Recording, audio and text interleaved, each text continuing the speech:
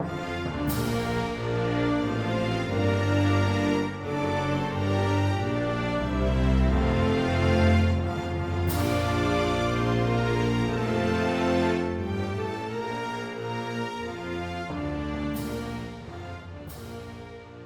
afternoon, everyone. Good afternoon. So nice to see all of you again. I have tried to make our check-in a little bit more efficient. Thank you for signing in. Is there anyone who didn't get a chance to sign in who's enrolled in the class on their way in? Okay. I also will keep a basket of snacks, sweet, salty, healthy, less healthy, so feel free to pick up anything that you might want on the way in. I also realized that I'd forgotten to give you the flyer for the whole lecture series on the first day. Handed those out. If you want one of those, you can grab it on the way out. Today, it is my great pleasure to introduce Dr. Robb McDaniel, who started the very same year I did. We went through new faculty orientation together a couple years ago. He is an associate professor in the Department of Political and Global Affairs, and he's the director of the pre-law program. He's also a political theorist who focuses both on the origins of American democracy, so speaking to that today, as well as modern 20th century anti-authoritarian thought. And so it is our great pleasure to welcome Dr. McDaniel today for today's lecture series. And just an FYI, there was an accident on I-24 that's slowing some folks down, so we may have some folks sort of arriving as they're able. Dr. McDaniel. Dr. Saylor, thank you. It's good to be with you guys and to get a chance to talk about the American Revolution, in particular the connection of abolition to the American Revolution. And I'd like to thank Dean Weil for having me here and for putting on such a good program every year. I'm going to think about abolition in connection to the Revolution in three moments: a few decades before, in the moment of revolution itself, and then a few decades after. And in order to punctuate those three moments, I'm going to give you a lot of names today, but the three main names that I want you to think about, the ones I'm going to talk about the most, are Benjamin Lay, Tom Paine, and David Walker. Now, out of curiosity, let me see a show of hands. How many of you know one of those names, at least? How many of you recognize two of those names? Pretty good. How many recognize all three of those names? Ah, okay. So, these are all key figures in how we think about abolition in America. Who's the one that pretty much all of you know? Tom Paine. So, I discovered something in the course of putting this together that I did not know, and that historians until recently did not know, which is that Tom Paine's role in promoting abolition during the Revolution is not what we thought it was. And that this is symbolized by a big change that the Thomas Paine Historical Association has made just in the last year. So hold on to that. We're going to come back to that in a little bit. But let me take this backward and just give you a very quick beginning point talking about the slave trade as an institution, because that's what it is. It's not just an individual practice, it's an institution. It's ancient, as you guys know. It's existed in most societies going back for hundreds or thousands of years. But its prevalence really explodes with the transatlantic slave trade beginning in the 16th century, pioneered by the Portuguese and creating what we call the Middle Passage. Now, this is an animated video. We can start playing, and as I talk, what you'll see with this is an illustration of where the boats are starting and where they are going, and you'll see that it starts off very slowly. And so in the 16th century, there's not a lot going on. Where are those dots going to? South America. They're going to South America, right? Now, you see, once we get to the early 1600s, we finally see something going to North America, and yet still, what's the overwhelming pattern? It's going to South America. Now, after South America, where's the next most prominent spot? It's the Caribbean, right? So we see a lot of importation going there as well. Historians estimate that at least 12.5 million Africans were enslaved and transported. Roughly 2 million of those died in transit. 5 million went to Brazil. 4 million to the Caribbean. A little bit under 1.5 million go to Spanish Central America. And about 388,000, so less than 4%, will go to North America, right? And so you see, as it's picking up, right? 18th century, what had started as a trickle turns into a kind of raging river. And in the decades leading up to the American Revolution, there is much more traffic to North America than before. Now, during the Revolution, it stops, right? We've got a blockade. But then after the Revolution is over, you start seeing it pick back up again, and then it slows down, and then there's a massive intrusion up until 1808, and then it stops. It keeps going to the Caribbean, it keeps going to South America, but that is a result of the Constitution, which had allowed the importation of slavery to be banned after a 20-year period. And Congress immediately does that in 1807, and so beginning on January 1st, 1808, you only get internal slave trade, right? At least officially, right? There are smugglers, there are slaves who come in, but legally nothing comes in after that. And this opens up what historians now call the Second Middle Passage, where slave owners decide that they can actually breed and sell more than enough slaves here. They stocked up on imports in that 20-year period between the Constitution and the ban kicking in.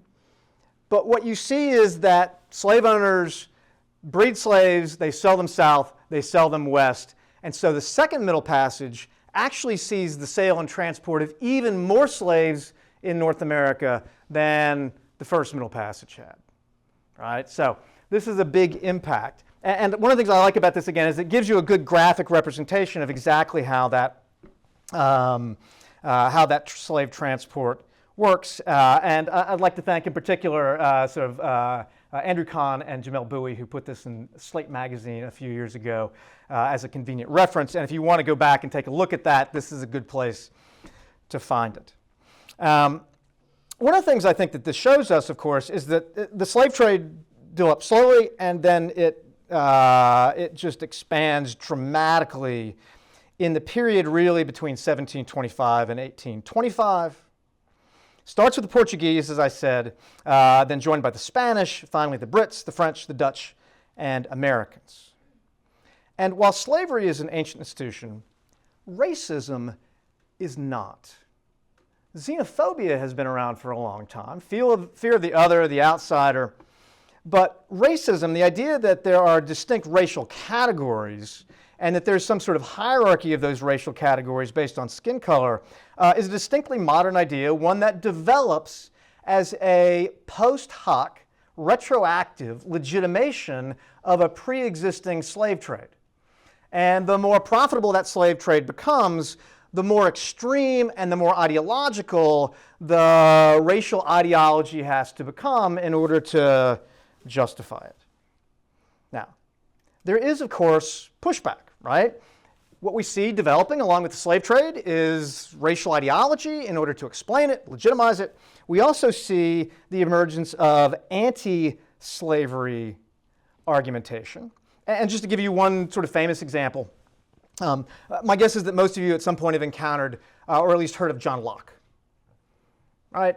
The American Revolution was in many ways inspired by John Locke's second treatise of government, in which he lays out notions of men being born free and equal into a state of nature, having certain natural rights to life and liberty and estate, and coming together in a social contract to create a government that is nonetheless a limited government.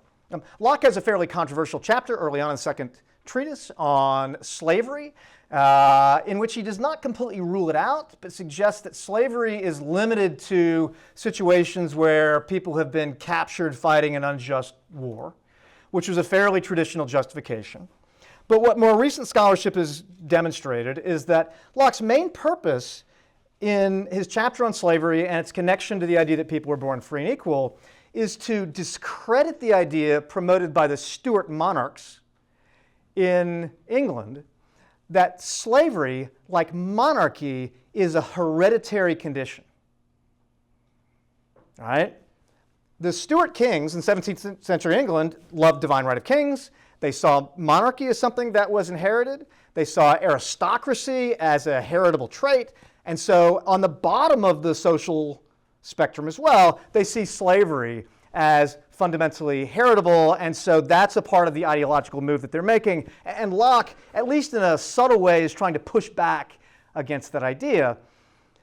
Locke doesn't automatically disqualify slavery, but the arguments that Locke makes will reappear in the people we see attacking slavery both in the American colonies and in the revolutionary and early constitutional period.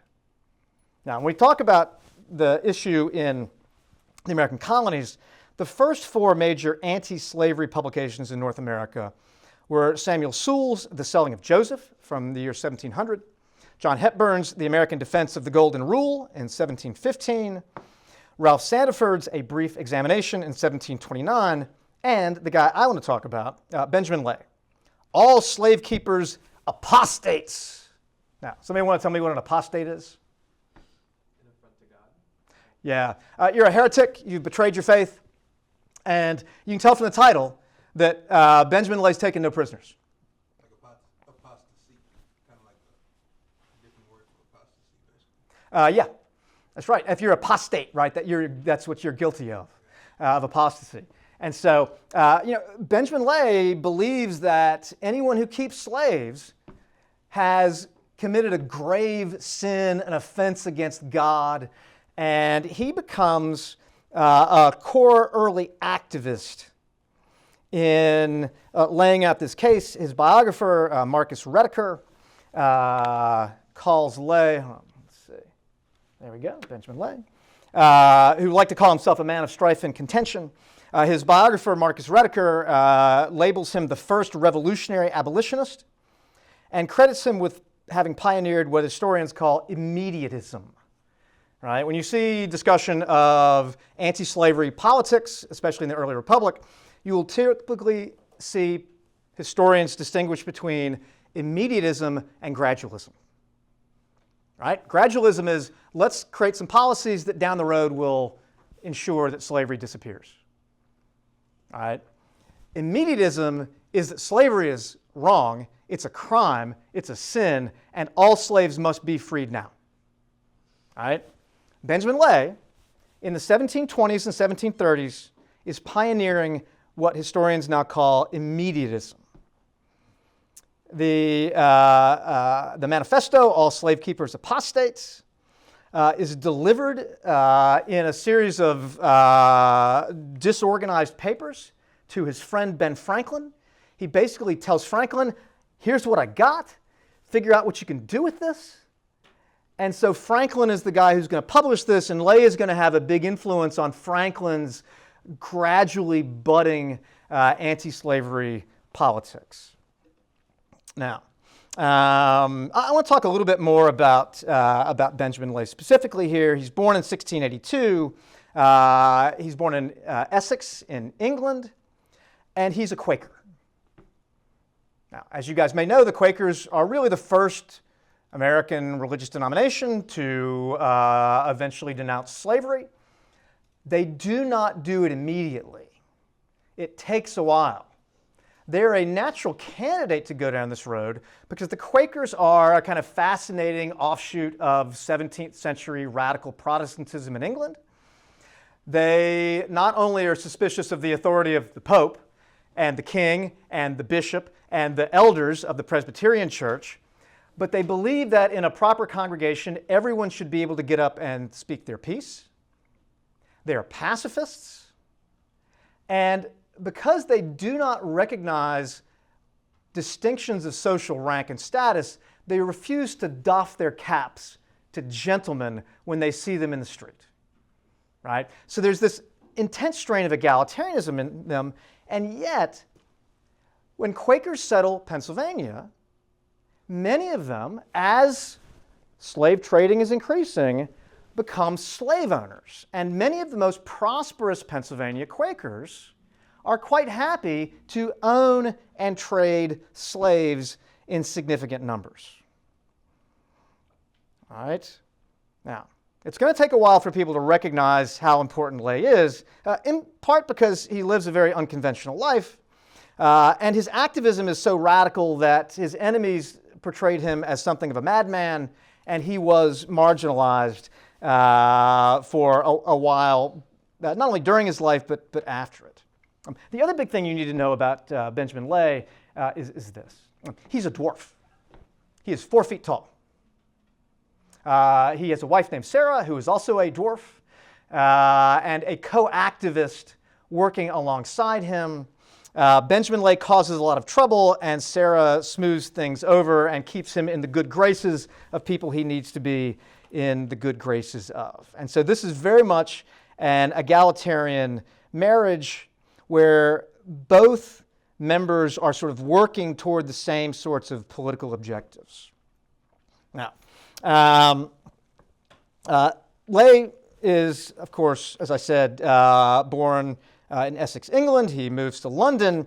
In 1718, he and Sarah decide that they want to see the New World, and so they travel to Barbados, which is 90% black slave, and they are totally scandalized. Why is he pictured in black if black symbolizes death? That is a good question. I'm trying to remember why they did the black here. Now, let me say this too. So this portrait is not the most accurate. Quakers often did black. The Quakers often wear black. Yeah. This is not a portrait taken from having him pose. He probably does not actually wear black because he makes his own clothes. Not only is he a dwarf and a Quaker, but he's a vegan. He believes that animals are also part of God's creation and should be respected, and that human beings should not oppress animals by using them for food or clothes. He makes his own clothes out of plants. They're not especially fancy. He didn't normally dress this well. But he's an odd-looking character. He's got these tiny, skinny little stick legs. He's got a barrel chest and a bit of a hunch. And he wears very plain clothes to suggest his Christian Quaker humility. And he would never have posed for a portrait because that's a kind of arrogant, high-minded thing to do. And so his friends commission this covertly, kind of late in his life, so that the portrait artist sort of watches him going around town and tries to get enough of an image in their brain so they can sort of imagine him. And so this, if you see the picture here, I don't know if you can really make this out, but that's supposed to be a cave behind him. Because he's going to drop out of proper society and move all of his books into a cave, which is sort of a cave library. And he's going to have a garden outside where he grows his own food and he makes his own clothes. This is something that he does after 1735 when his wife Sarah dies. And so he's trying to live a much purer life. He's dropping on the grid. He's doing Henry David Thoreau way before Henry David Thoreau and way longer than Henry David Thoreau. He's got that kind of mentality. But after he comes back from Barbados, he spends a year and a half there, he's scandalized. He can't believe how brutal the treatment is. While there, he and Sarah start hosting dinner parties for slaves. And this, of course, scandalizes proper society in Barbados. They are voting officially to ban him from the colony when they decide that they're kind of tired of being there anyway, and they leave and go back to London. Back in England, Benjamin Lay begins a practice that he will continue once he moves to Philadelphia in 1732, which is that his entertainment is disrupting church services. For Benjamin Lay, the most fun thing in the world to do is to go and disrupt church services by railing against the hypocrisy, the immorality, the sinfulness of the preachers and of the slave owners in the congregation. And so not surprisingly, this gets him kicked out of a lot of churches. It gets him disowned by the biggest Quaker congregations. Although there's one local Quaker congregation that kind of takes him in, and it's largely run by women. Right? This is probably done largely as a favor to his wife, but they kind of keep in good graces. There's some controversy about him getting a proper certificate of sort of Quaker legitimacy that enables him to come to Philadelphia. They grab it in a sort of opportune moment. They come over here in 1732, and Benjamin Lay starts doing the same thing all over again here. All right? He disrupts church services. One of the things that he especially becomes famous for is sort of lying on the in front of the door of the church to make people step over him. There's one point in 1742 where he goes to the Philadelphia open market and sets up a fancy tea party with china and everything, and then he takes out a hammer and starts smashing the teacups to protest against the imperialism of the tea and sugar trades. One of the lessons he took from Barbados is that sugar is made with blood, right? Which he means both literally and symbolically. There are a lot of body parts that went into the sugar refining, but he also sees this as a kind of blood industry. And shortly after, he writes this great manifesto, All Slave Keepers Apostates. He performs what is probably his greatest act of symbolic protest, which is that in September of 1738, a month after he's published, a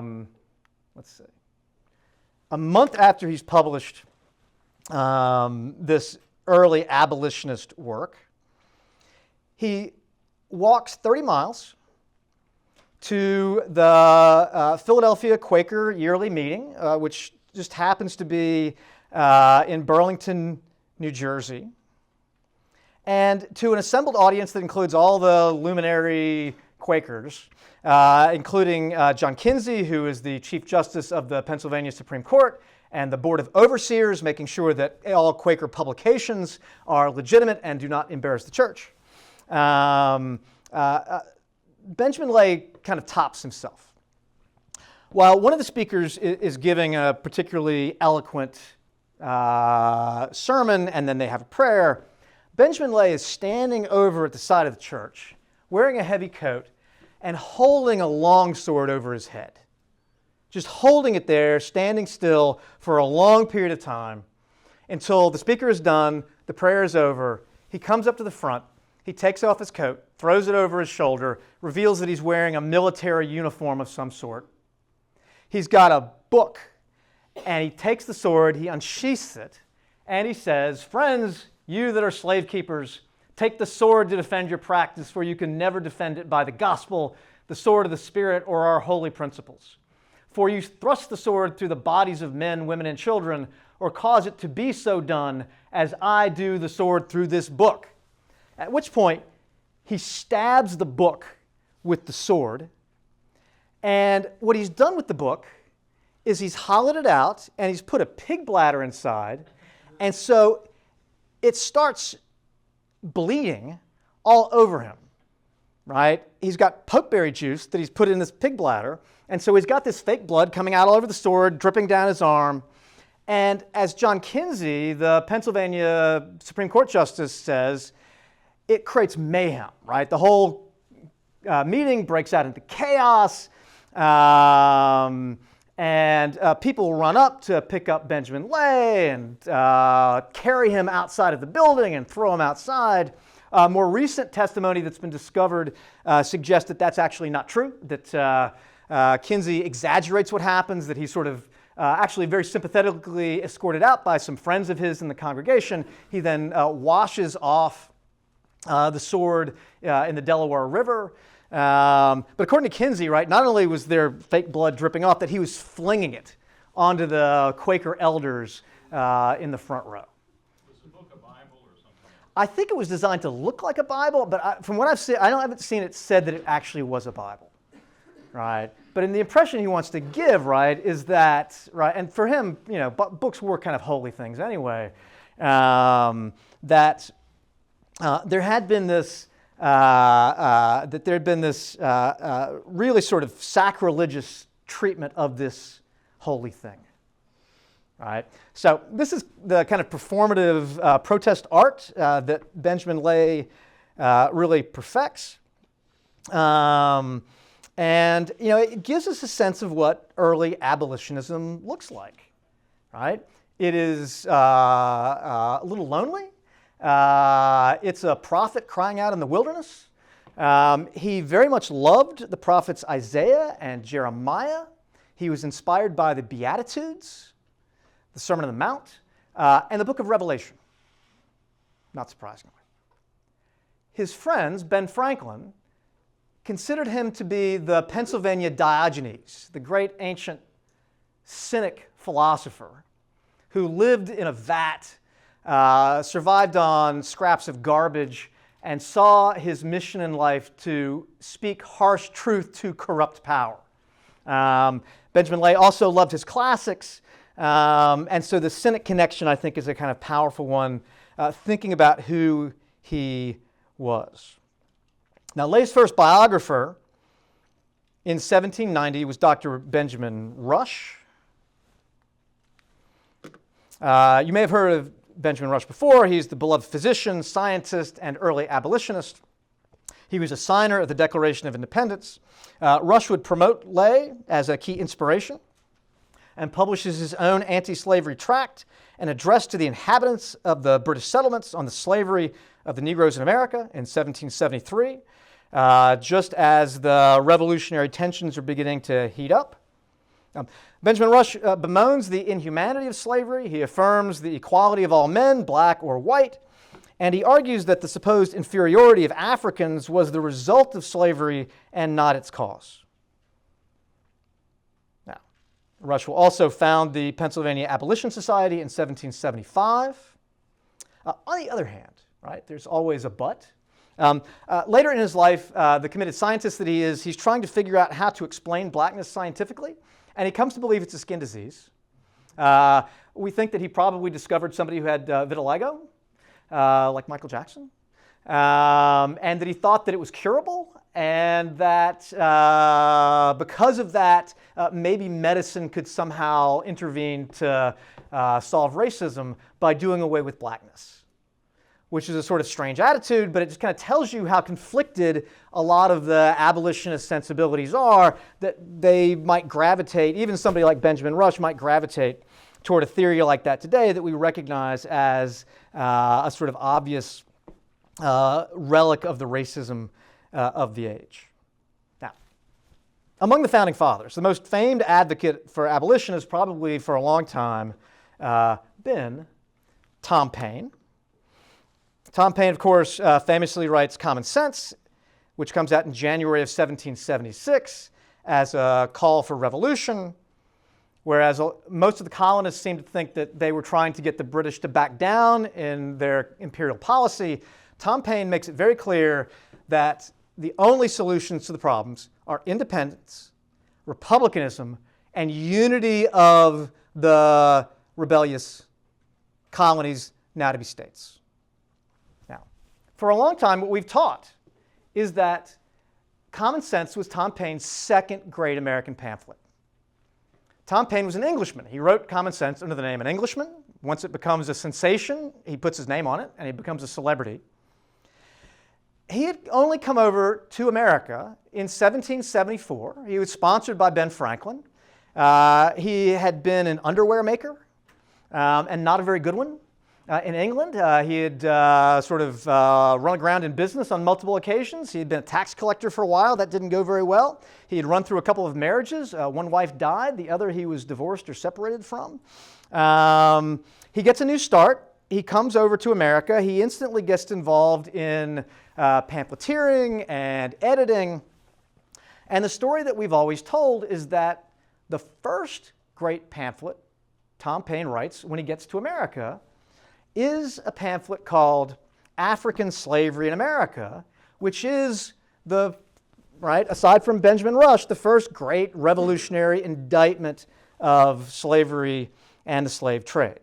And as the story goes, Paine wanted to have this run at the paper that he was editing for his friend Robert Aitken, but Aitken saw it as too political. And so Paine had it published instead anonymously by a different paper. And so his name isn't actually on it any more than it was on Common Sense. But years later, Benjamin Rush said that he had heard that Tom Paine had written it. And he asked Tom Paine, and Tom Paine said, yes, I wrote that, that was mine. Now, it didn't get a lot of impact at the time. It was printed on the back pages. But a few key people saw it, and it meant something to them. Now, because of that attribution by Benjamin Rush, this has always been the first reading in the Tom Paine collected readings. But as of 2025, the Thomas Paine Historical Association no longer accepts this as actually a Tom Paine essay. That they have used computer analysis to go back and compare the writing style and the argumentation to a number of key writers in that moment who had abolitionist sentiments. And they argue that on the basis of the computer analysis, at least, it was most probably Samuel Hopkins, who was a Rhode Island Congregationalist, a minister and a theologian, and his congregation was one of the first in America to denounce slavery. And so he was somebody who was actively involved, but he's just not as famous as Tom Paine. And to me, one of the lessons of this is that, when we think about the Revolution, it's important to us that important founding fathers, well-known founding fathers, were also abolitionists. That the principles of freedom that they applied to the British Crown also applied to slaves. One of the reasons this is significant is that there's a battle going on in the Revolutionary era about who's better on slavery. Right? And so, for example, in November of 1775, Lord Dunmore, on behalf of the British Army, offers freedom to any slaves who escape and come over to the British side. Right? And so, the Brits, who had promoted the slave trade, profited widely off of it, also are using it in this moment to try to undermine the economics and the military readiness of the American colonists. This is our backdrop here. And again, I'm not primarily an historian, and so I'm not going to judge this. This is something I just discovered in the process of researching this, and so I think it's kind of fascinating to recognize that a primary text that we've long associated with Tom Paine and Tom Paine's abolitionism was probably not actually written by Tom Paine. Tom Paine did privately hate slavery. He's one of the few American founders who was enthusiastic about the Haitian Revolution a decade after the American Revolution. But he mostly keeps that in private correspondence rather than putting it in terms of his public advocacy. All right? And so when African Slavery in America comes out under the authorship of Justice and Humanity, we don't initially know who that is, but now we appear to be moving in the direction of taking it out of Tom Paine's hands and putting it into those of Hopkins. For what it's worth, the people who had been suspicious before that this was maybe not actually Tom Paine thought that it seemed a little too religious for Tom Paine. Tom Paine talks Bible and common sense, but in African Slavery, the author kind of owns a Christian identity in ways that kind of go beyond how Tom Paine actually talked himself. And so in some ways, it's a merger of the social contract arguments of John Locke with the biblical indictments that are based in the Golden Rule and the notion that you should do unto the least of these, which are fundamental biblical precepts. And in this essay, the author refers to slave keepers as pretended Christians. Now, I think that's right. To give you a sense of the argumentation here.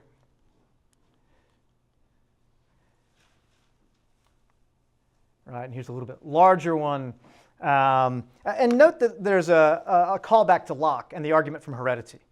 Right? Even if you justly forfeited your freedom, your children can't possibly have done that. Right? That is one of the major objections that is made here in 1775 to the slave trade. Now, I'm going to skip over the remedies that Hopkins or Payne suggest here. We can talk about that in questions if you want to do that later. I want to kind of move forward just a little bit here. Note also, of course, that Jefferson, in the Declaration of Independence, as his original draft, included a provision denouncing the evils of the slave trade and the British for having foisted it upon America. And you know, the language of the Declaration is often unsparing, but it is nowhere more brutal, I think, than here. Right? He has waged cruel war against human nature itself, violating its most sacred rights of life and liberty in the persons of a distant people who never offended him, captivating and carrying them into slavery in another hemisphere, or to incur miserable death in their transportation thither. Right? He knows how bad the Middle Passage is. Right? He's not sugarcoating that at all. Right? This piratical warfare, the opprobrium of infidel powers, is the warfare of the Christian king of Great Britain. He has prostituted his negative for suppressing every legislative attempt to prohibit or to restrain in execrable commerce, determined to keep open a market where men should be bought and sold. Right? Now, does that make it into the final draft? Why not? Yeah. Is everybody going to buy into that? Are there states where that's going to be problematic? Yeah. Especially the Carolinas and Georgia. Absolutely. So his editors are John Adams and Ben Franklin, and they take him aside. This is, first of all, it's hypocrisy, and second of all, it's bad politics, and so this gets purged. Incidentally, one thing that does get left in is a clause blaming the king for inciting domestic insurrections. They don't tell you what that is, but that is Lord Dunmore's resolution inviting slaves to, jump ship and come over and side with the Brits. Right? So the racist pro-slavery part makes it in, the anti-slavery condemnation doesn't. But incidentally, it is John Adams and Ben Franklin who are the ones who get Jefferson to take this out.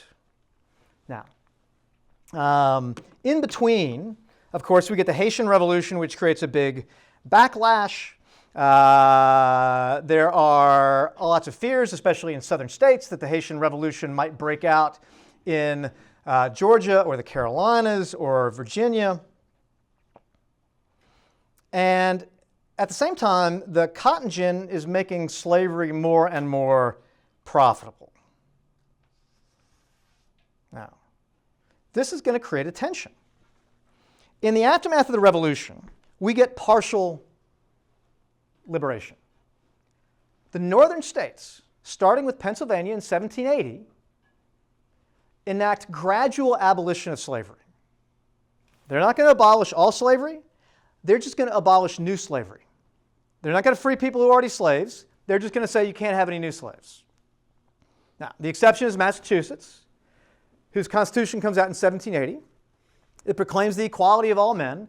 And so we get a series of lawsuits brought by slaves to claim that this establishes their freedom. And so we get a more thorough abolition in Massachusetts. Other states, it's gradual. New York doesn't even abolish slavery until 1827.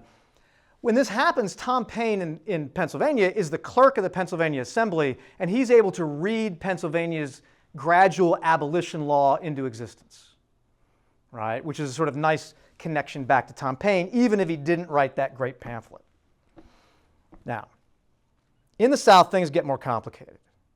There are slave rebellions. There have been slave rebellions during the colonies, right? There had been famously the Stono Rebellion in South Carolina in 1739, where slaves attacked their masters and started marching for St. Augustine in Florida, which was the sort of the southward bound Trail of Freedom.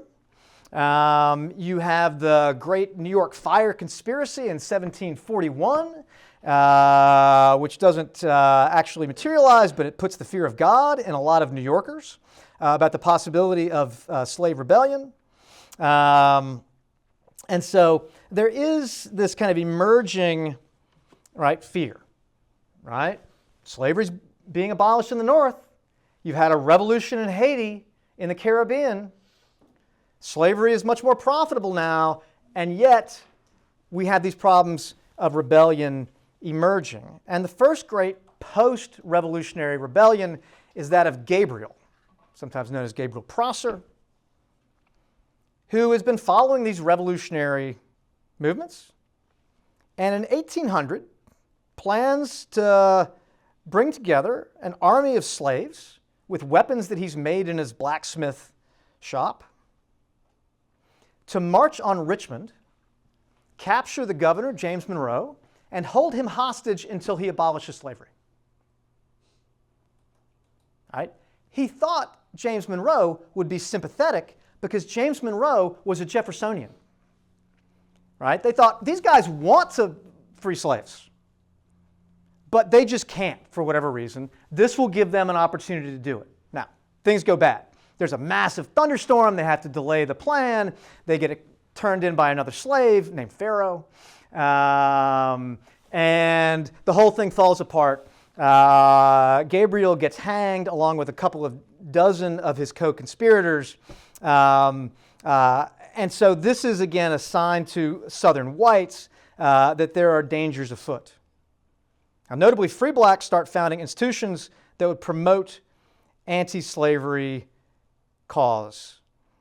And so, for example, Richard Allen and Absalom Jones found the African Methodist Episcopal Church in Philadelphia in 1774, while Prince Hall helped start a black chapter of the Freemasons in Boston in 1775. Both groups would be connected to future revolts, including Denmark Vesey's planned conspiracy to liberate slaves and escape from Charleston to Haiti in 1822. Interestingly, Denmark Vesey was a former slave who had won the lottery and bought his own freedom, and then saw that as an opportunity to free other people at the same time. Now, this all leads us up to David Walker, who I do not have a picture of. I do not believe there's one available. He lives from roughly 1796 to 1830. David Walker had known Denmark Vesey through the Mother Emanuel African Methodist Episcopal Church in Charleston, but had moved then to Philadelphia and then to Boston. He joined the Freemasons and the General Colored Association, once in Boston, and took up business as a used garment seller. In 1829, he publishes his Appeal in 4 articles to the colored persons of the world, although the full title is actually much better than that, right, if you read the full thing through. He employs the logic of John Locke's appeal to heaven, right, the right to revolt. That's what Locke had called it. David Walker uses the exact same terminology. We need an appeal to heaven. And he condemns the inhumanity of Southern slavery, which he argues was far worse than any historical predecessors, especially that of the ancient Hebrews or the Romans. But mostly Walker focuses his ire on one man in particular. And that man is Mr. Jefferson. That's right. Of all people. And so he says, has Mr. Jefferson declared to the world that we are inferior to the whites, both in the endowments of our bodies and our minds? It is indeed surprising that a man of such great learning, combined with such excellent natural parts, should speak so of a set of men in chains. I do not know what to compare it to, unless like putting one wild deer in an iron cage, where it will be secured, and hold another by the side of the same, and then let it go, and expect the one in the cage to run as fast as the one at liberty. All right? How could Jefferson, author of the Declaration, a man who knew the evils of slavery, have also articulated such racism, especially in his notes on Virginia, and not done something about this situation? And so here's our July 4th, 1776 connection. In many ways, this is an anticipation of Frederick Douglass's later, what to the slave is the 4th of July. And this is from 1829, right? And so this is a good bit before this, right? See your declaration, Americans. Hear your language proclaimed to the world, July 4, 1776. All right? Compare your own language above, extracted from your declaration, with your cruelties and murders inflicted by your cruel and unmerciful fathers and on us, men who have never given your fathers or you the least provocation. All right? We may have revolted against the tyranny of the Brits, but the tyranny of slavery goes far beyond, and Walker is not pulling any punches about this. All right? Walker has an ingenious strategy for circulating this. He circulates it with free blacks wherever possible. He also sews it into the fabric of the garments that he's selling and ships them south. Now, what's going to be the Southern reaction when they discover that there are these fiery abolitionist tracts sewn into the gardens of used clothes that are often given to slaves? There's going to be a massive freakout about this. You start getting Southern laws banning the teaching of reading to slaves. A few years later, when other abolitionists start taking up the same strategy, in 1835, Southern states are going to ban seditious correspondence in the mail. All right, they're going to try to shut this all down. Now notice all this happens, right? Walker writes and does this in 1829. He dies a year later in 1830 under what have often been seen as mysterious circumstances. The reality is probably he just died of tuberculosis. But there are a lot of conspiracy theories around it. It's a year after that that we get William Lloyd Garrison founding The Liberator, the great immediatist abolitionist newspaper. And 1831, also a year after he's died, we get Nat Turner's rebellion, right? Now, we don't know for sure that Nat Turner was influenced by David Walker, but Virginia slave owners sure thought he was. And so Walker becomes the person who is seen as the ideological background for Nat Turner's violent rampage. Now, again, we don't know for sure that Nat Turner reads him. He may have, he may not. The timing is certainly coincidental, but this is the context, this is the framing of what's going on. And so we talk about William Lloyd Garrison a lot. Of course, we talk about Frederick Douglass coming along later. But it's important to recognize that at the beginning of what we think of as the abolitionist movement of the 1830s and 1840s, there is a free black man in Boston writing his own manifesto, sewing it into garments, and as an activist, shipping it south.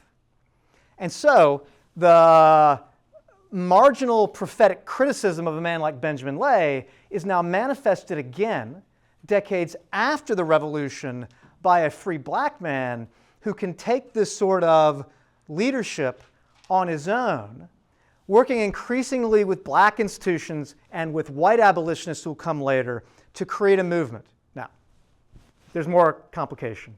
Things get worse before they get better. I'm going to end you with one last slide. One person you should look up. I don't know if you've heard of this name before.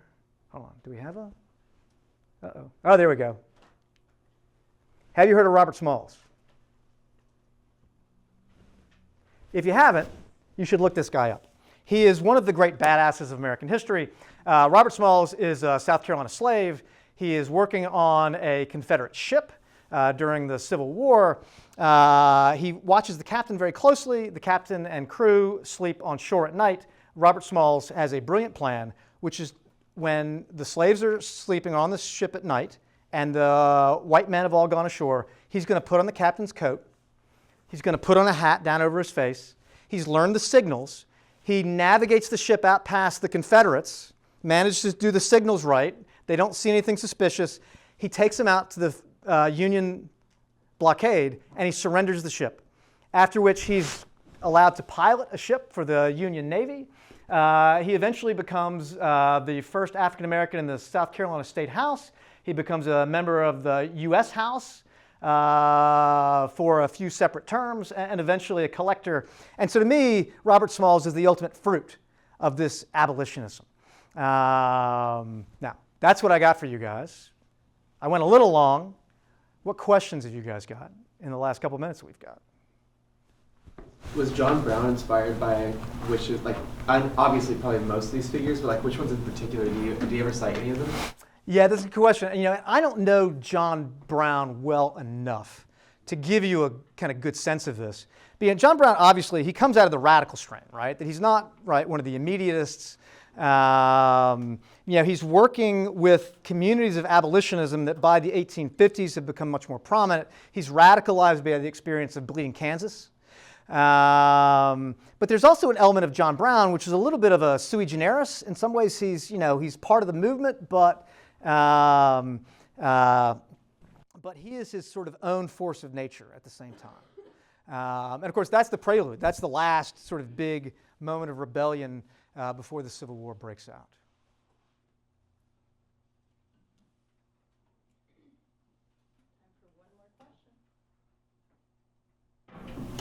You mentioned laws being enacted against black literacy. Is that the only example of like laws being created in the South to try to like shelter slaves from abolitionist ideas brewing? Oh no, there were lots. For example, that if you had free blacks on ships, right? Southern states started banning free blacks from being able to come on shore, right? So that's another example. I mean, the Southern states got creative, right? How can we stop this? And part of it is that I think intuitively they felt the logic of the revolution, right? That how do you justify slavery in a nation supposedly founded on freedom and equality? And one of the things that Frederick Douglass argues, one of the arguments that he makes, is that Southerners all implicitly know that blacks are equal. Because if they weren't, you wouldn't have to pass laws banning their learning to read or preventing them from reading this seditious publication, right? If they were really inferior, none of that stuff would matter. But because they share the same humanity and the same intellectual capacity, you have to go the extra step to create these barriers and these laws so that you enforce a bubble in a world in which that is increasingly difficult to maintain. All right. Thank you, guys. Ciao. Bye.